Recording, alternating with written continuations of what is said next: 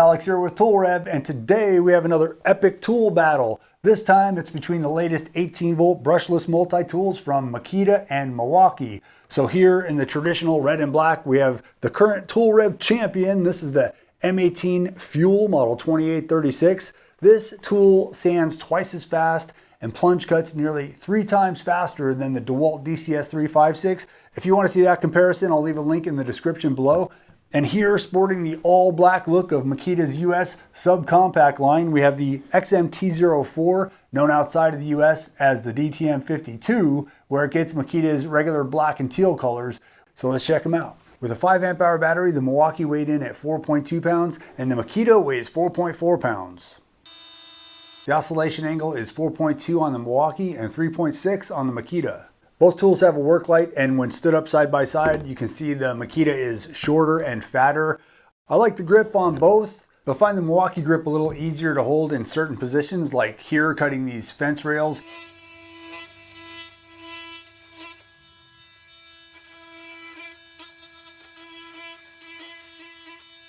But the fat head on the Makita seems to make it a little more stable, and it's a little easier to hit your line when cutting on high.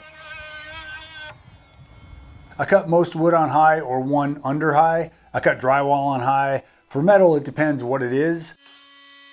For plastic pipe, I go slower to not melt the pipe so much. But for close work, like trimming this plastic shower box on high speed, I was less worried about scratching the tile using the Makita.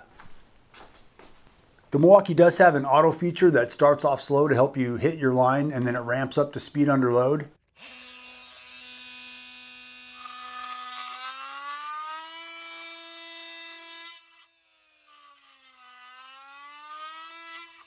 It's great when it works, but a lot of the time it jumps from auto to 10 with no ramp up.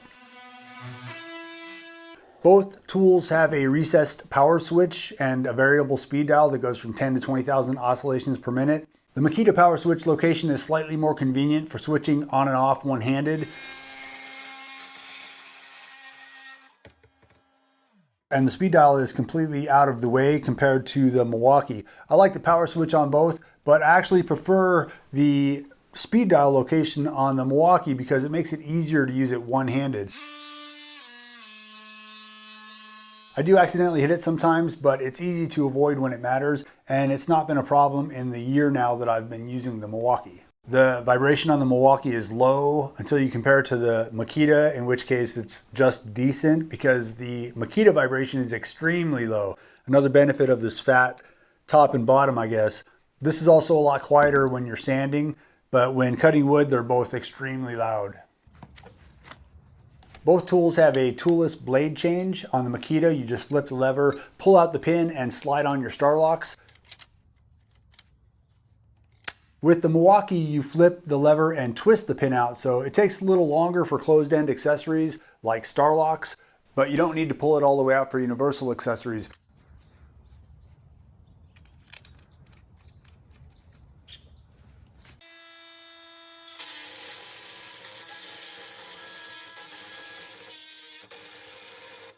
The Milwaukee takes most every multi-tool accessory you're going to find at Home Depot, Lowe's, or lumber yards, where the Makita only takes StarlockMax, which are much less available. I have like 5 Home Depots, 2 Lowe's, and 3 lumber yards that I normally stop at.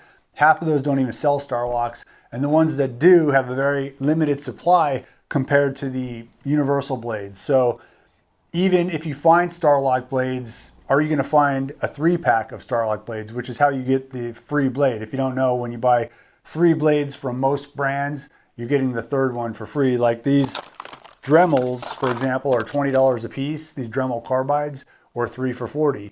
And that's the same thing with these Bosch carbides. These Milwaukee carbides are 2 for $36, which is, you know, pretty cocky seeing how these blades suck totally compared to these two. So these Milwaukee carbide teeth, 50% longer life. I mean, 1 row of staples and they're almost done, you know? These Milwaukee titaniums also are not good, but I haven't seen any titaniums that are good. I bought these by accident. I thought they were carbides. So I don't think I'll be buying any more Milwaukee blades. But I like Bosch and I like Dremel for sure. However, the Bosch wood blades that I bought, and I had to buy these online because they didn't have the 3-packs. And after just a few plunge cuts through clean wood, they've already lost a couple of teeth on a couple of these. So I have 3 of these. And I went and picked up one of their Bosch wide blades, the Starlock. And this has been a really good blade. It's held up really well over the past few weeks. All right, so now on to the sanding. The Makita, like I said, is much quieter, and it is just as fast as the Milwaukee with less vibration.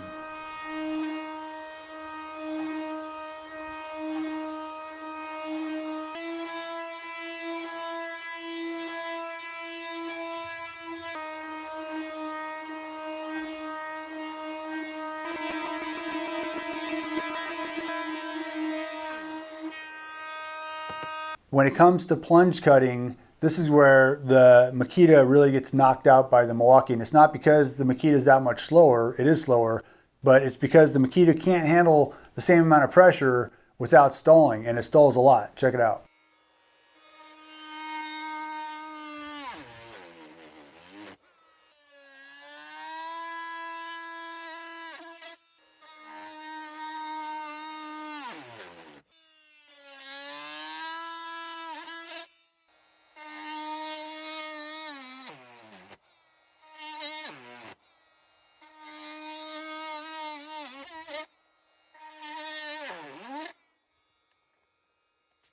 Now here's what happens when you apply the same amount of pressure to the Milwaukee and less pressure to the Makita.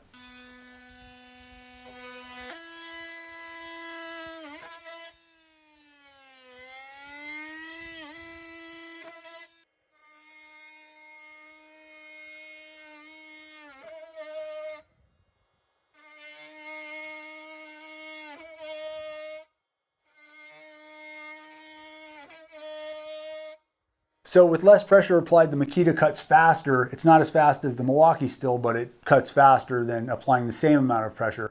And that's why whenever you see tool reviews or manufacturer reviews using weights on saws to compare saws, it's useless information because each tool has its own sweet spot for how fast it can cut versus how much pressure you can apply, right? So using equal weights on 2 different saws is not going to give you the fastest cut that each saw can offer, which is the whole point of the test. So that's it for me, guys. Hope you like this review. If you do, consider liking and subscribing, and I will see you next time.